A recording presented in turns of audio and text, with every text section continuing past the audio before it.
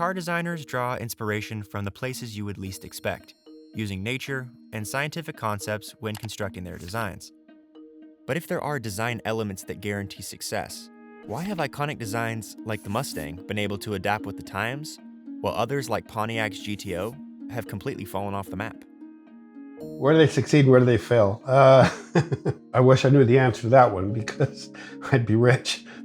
That's Frank Stephenson, designer of the Ferrari F430, McLaren P1, BMW X5, and the 2001 Mini Cooper. A lot of people do think that you just pick up a pen or a pencil or whatever you're using and just start, but that's kind of like starting a race without knowing how far you're going to run. I much prefer doing a little bit of what we call due diligence or research before I start a design project. You're being asked to design something that originally probably started in the marketing department as the response to providing your suggestion for a certain segment.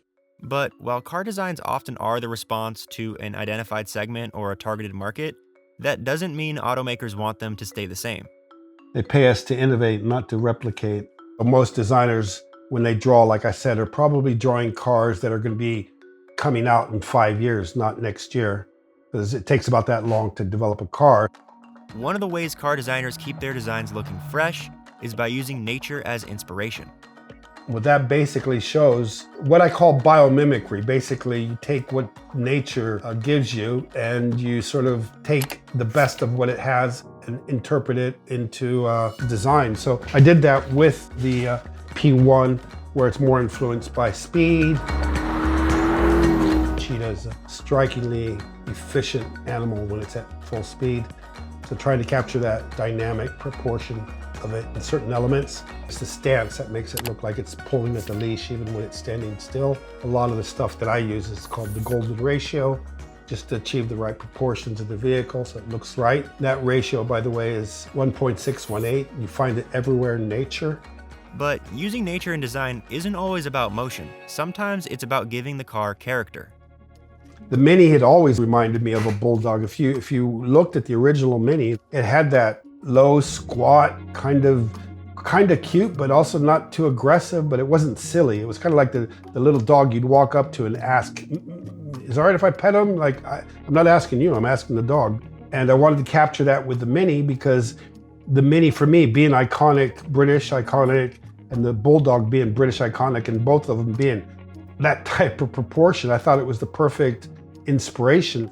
When it comes to the 2001 Mini, a vehicle that hadn't been redesigned in over 40 years, Frank had a difficult situation on his hands. How do you make the Mini look recognizable, like it belonged to the Mini family, while also adding a natural progression to its look?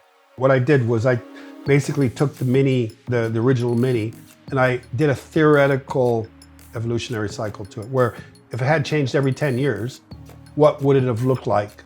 And that's why people recognized it and had that familiarity feeling when they saw it. That familiar feeling Frank is talking about is what car designers call the family look. So if you walk into a dealership, you're not expecting to see just the same car, just in different proportions or shapes or sizes.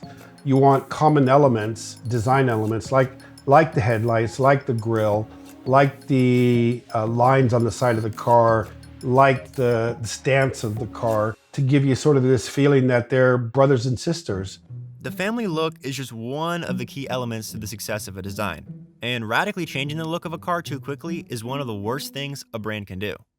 Suddenly, if you bring in a completely different looking relative into the family, it kind of makes you think, well, where did you come from?